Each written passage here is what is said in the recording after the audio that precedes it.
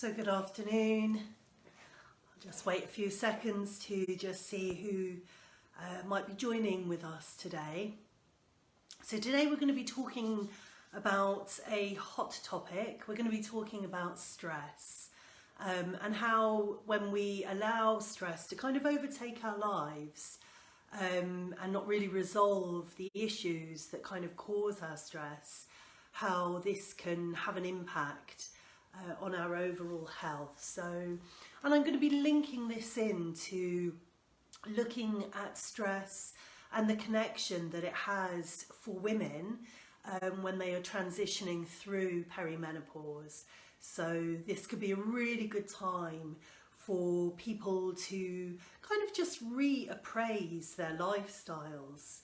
It's a good opportunity really to kind of stop and just really consider how you want to proceed, how you want to live your life. Because really it's important for us to just be able to get to grips at this time and put ourselves as a priority in our lives. So, you know, let's look first perhaps then at what is stress. So, you know, stress is our body's reaction to, you know, it can be something physical, something in our environment. It can even be our body's response to our way of thinking. And when we feel stressed, our body is going to release cortisol, which is the stress hormone. So it will release cortisol and it will release adrenaline. So just seeing Fiona joining us here. Hi Fiona, welcome. Thanks for being here. So, you know, this is what's happening when we are stressed.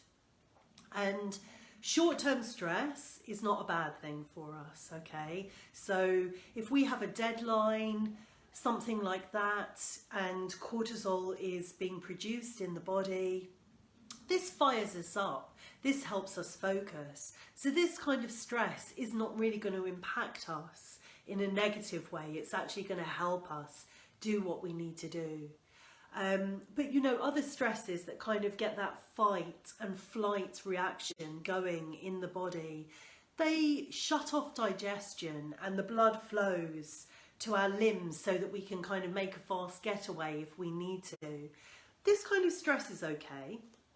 It's this kind of modern kind of stress that a lot of people are living with and may not even be registering that they are living in a constant state of stress that can end up having, producing difficulties and affecting our health, okay? So I'm talking about long-term chronic stress here, okay? So this is when there's this constant hypervigilance, this releasing of cortisol through the body, and there's just too many stresses too often. So you're living in this state of chronic stress. And if we live in this state and we don't address it, we are going to end up with certain illnesses because the body is going to register, I am stressed, I am stressed, I am stressed. But you may not consciously be aware of how much stress you are carrying. And this can lead to high blood pressure, heart attacks, strokes, the possibility of developing type 2 diabetes. It's going to affect your sex drive.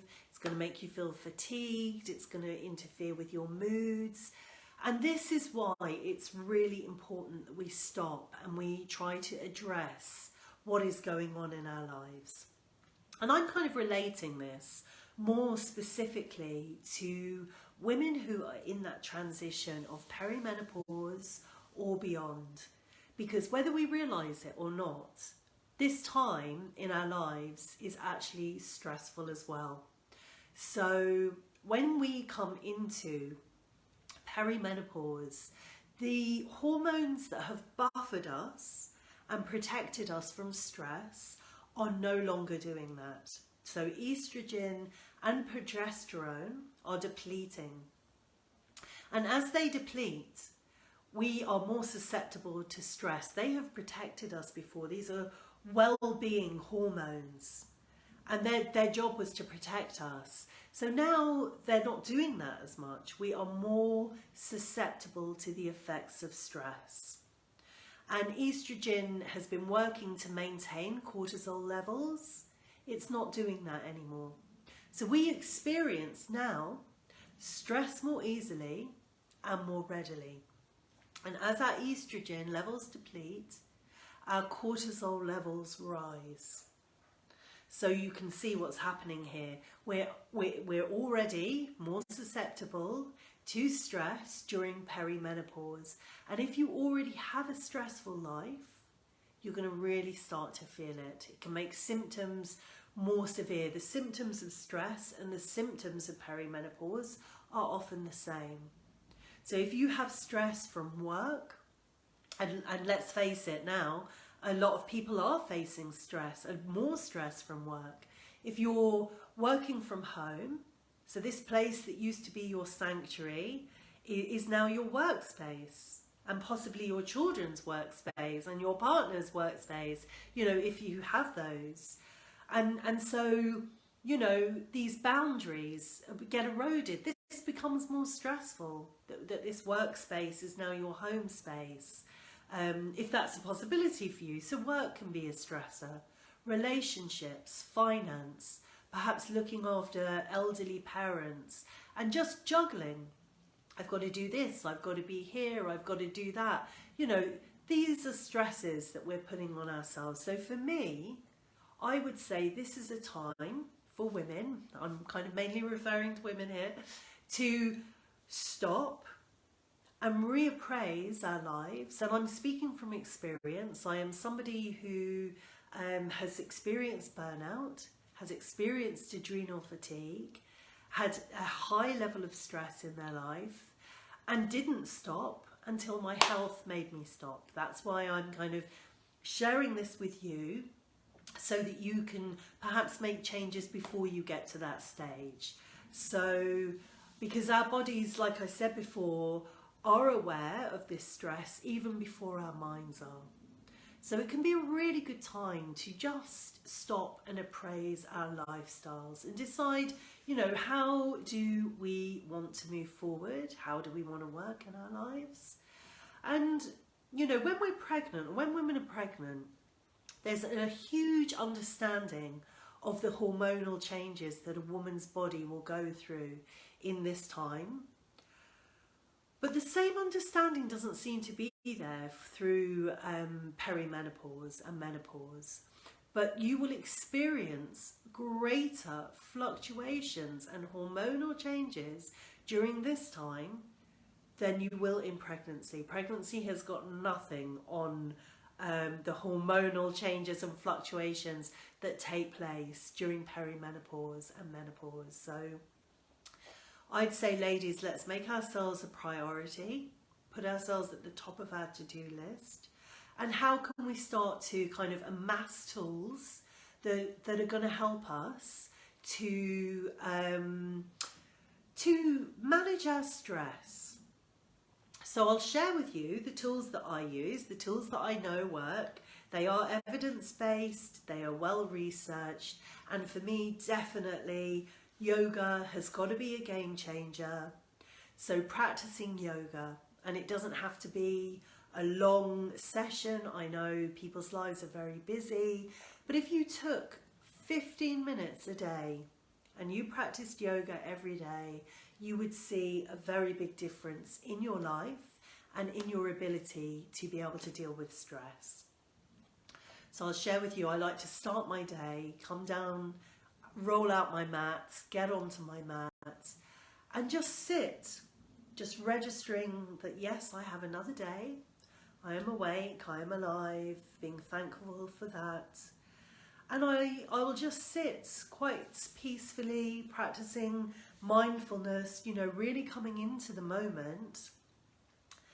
And then just setting my intention for the day. And when we intend our day, when we choose, when we say, this is how I choose for my day to proceed, it really, we're in control. We're in the driving seat. We get to decide. So I start my day with an intention. And then I stop. I might put a hand on my heart, a hand on my abdomen, and I'll just tune in with my breathing. And just really feel, where do I feel my breath? Where do I not feel it? I try to allow that expansion through the diaphragm as I breathe in. So just breathing into the diaphragm, maybe my eyes are closed, inhaling through the nose, and just exhaling out through the nose as well.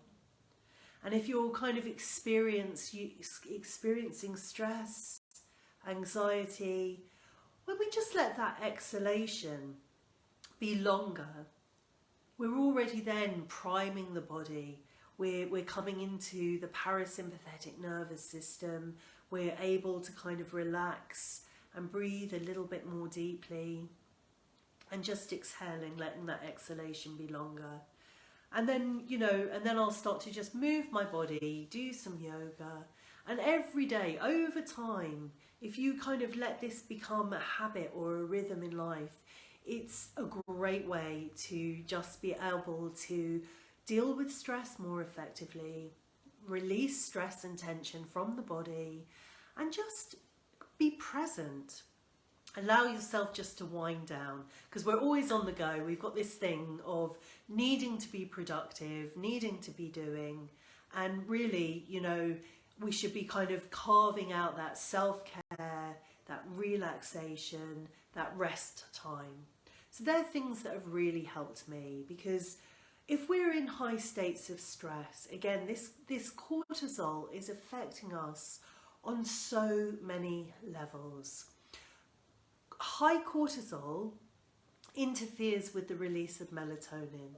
So when that happens, we are not able to sleep so well. This can lead to insomnia.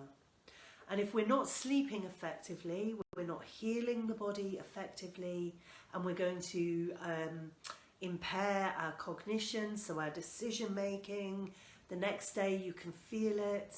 So practicing this mindfulness, this meditation, this yoga, these are really good ways to help us sleep as well, to lower this cortisol, to take us into this place of rest and digest, where we can just begin to let go of the things, the things that don't serve us.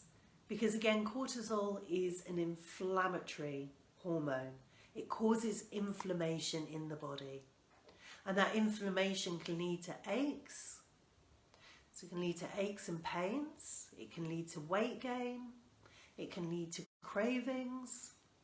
So you start to eat sugary foods. And again, cortisol will be produced to start to balance the blood sugar level.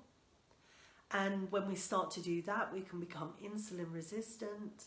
That can lead to that type 2 diabetes. So you can kind of get this picture of how if we don't address this, it's coming at us from all these different angles. And, all these different angles. Over time, unaddressed stress is going to get you somewhere.